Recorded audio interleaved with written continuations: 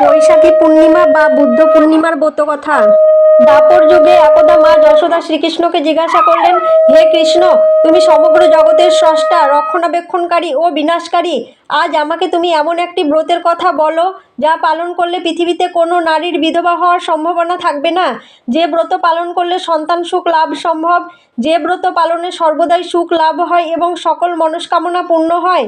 প্রশ্ন শুনে ভগবান শ্রীকৃষ্ণ বললেন, হে মাতা, আপনি আমাকে খুব সুন্দর একটি প্রশ্ন করেছেন। আমি এমনই একটি ব্রতের কথা বিস্তারিতভাবে বলবো। সত্যযুগে এই ব্রত সর্বপ্রথম শুরু করেন কটিকা নামক এক সমৃদ্ধশালী নগরের ব্রাহ্মণ ধনেশ্বর এবং তার স্ত্রী রূপবতী। ঐশ্বর্য ও ধনসম্পদের অভাব তাদের ছিল না, যেটা ছিল তা হলো সন্তান সৌভাগ্যের অভাব। তারা ছিল নিঃসন্তান। সেই নগরে একবার এক বড় যোগী মহাপুরুষ এলেন এবং সেই যোগী সকলের বাড়ি থেকেই অন্ন গ্রহণ করলেন, কেবলমাত্র ধনেশ্বরের বাড়িতেই তিনি অন্ন গ্রহণ করলেন না। এতে ধনেশ্বর অত্যন্ত দুঃখিত হলেন।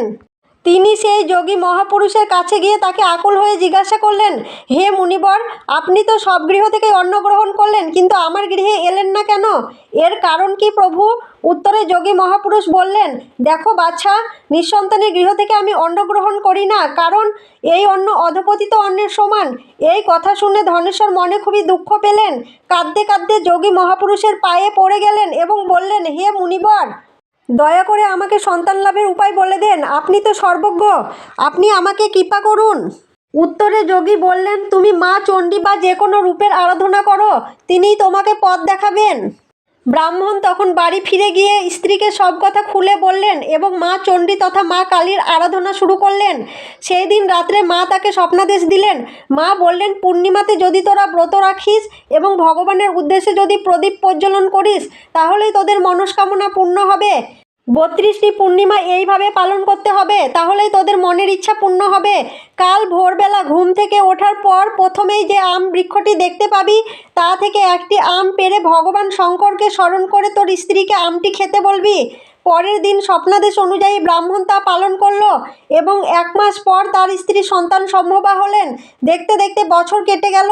বছরের শেষে তাদের কোল আলো করে একটি পুত্র সন্তান ভূমিষ্ঠ হলো। ধনেশ্বর ব্রাহ্মণ তার নাম রাখলেন দেবীদাস। মাতা পিতার পরম স্নেহে দেবীদাস বড় হতে লাগলো, কিন্তু তার জন্মকুণ্ডলিতে তার আয়ু ছিল মাত্র 16 বছর। ধনেশ্বর ব্রাহ্মণ ও তার স্ত্রী আগে থেকেই তা জানতেন। তাই তারা পুত্রের দীর্ঘায়ু কামনার জন্য মা কালীর আদেশ মতো 32টি পূর্ণিমার ব্রত পালন করতে শুরু করলো। অবশেষে দেবীদাসের বয়স যখন ঠিক 16 বছর, তখন ধনেশ্বর ব্রাহ্মণ দেবীদাসকে বিদ্যালাভের উদ্দেশ্যে তার মামার সাথে কাশী পাঠিয়ে দিলেন। কাশীতে কিছুদিন থাকার পর ঘটনাক্রমে হঠাৎ করে দেবীদাসের বিবাহ সম্পন্ন হলো। ক্রমে 16 বছর বয়স অতিক্রান্ত হতেই সেই দিন উপস্থিত হলো, যেদিন দেবীদাসের মৃত্যু যোগ ছিল। দেবীদাসের গৃহে হঠাৎ করেই এক বিরাট বিষধর সর্প তাকে দংশন করতে এলো, কিন্তু কোনো এক অলৌকিক প্রভাবে সেই সর্প তাকে দংশন করতে ব্যর্থ হলো। অবশেষে স্বয়ং কাল এলেন তার প্রাণ হরণ করতে, কিন্তু দেবী ভগবতী তাকে বাধা দিলেন এবং তিনি ভগবান শঙ্করকে বললেন, হে প্রভু, দেবীদাসের পিতা মাতা তাদের সন্তানের দীর্ঘায়ুর উদ্দেশ্যে পূর্ণিমার ব্রত পালন করেছেন। আজও তারা ব্রত পালন করে চলেছে।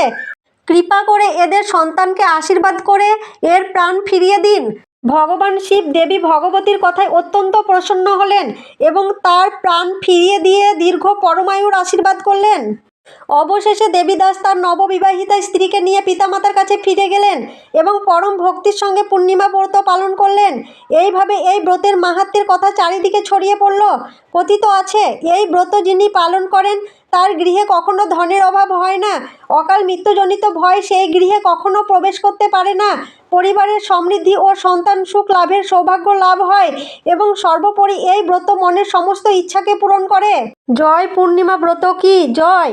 জয় মা চণ্ডী, জয় মা কালী, জয় মহাকাল, জয় বিষ্ণু ভগবান, জয় মাতা লক্ষ্মী দেবী। হরে কৃষ্ণ, রাধা রাধা।